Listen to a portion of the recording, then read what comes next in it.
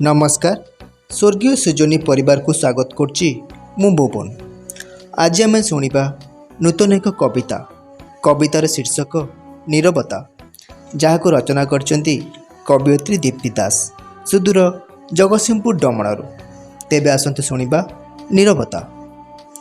कोठू आसे एते नीरवता, घासर करुण चाहाणीरू विषादमय गुंफार छात तयू, घन अंधारर नाभि पद्मरू ना मृत्युर शक्त पंझा तयू मुकुली आसी मो चारिआडे खेई हो जाए एक बेपरुआ ढंगरे।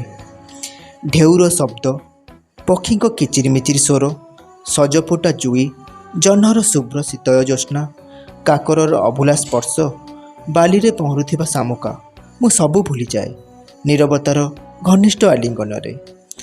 नीरवतार पाखुड़ा खोली जाए प्रस्त प्रस्त, पाउजी पिंधा पाद थापी थापी आसुथिबा दिग्विजयी आलुओ केराए भी हजि जाए असहायतार लुणिया लुहरे।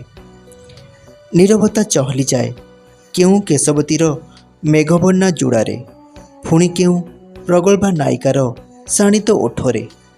आखि देखी डरे हुएनी नीरवता को, ओठ खोली गीत गाई सुआई हुएनी ताकू शब्दों बिछणारे। नीरवता शब्दों पंझा भितरू मुकुली आसी संचारी जाउथाए मो डायरीर खेताक्त पृष्ठारे। नमस्कार श्रोता बंधु, आपणकर बहुमूल्य मतामत कमेंट माध्यम रे जणाइबे अनुरोध।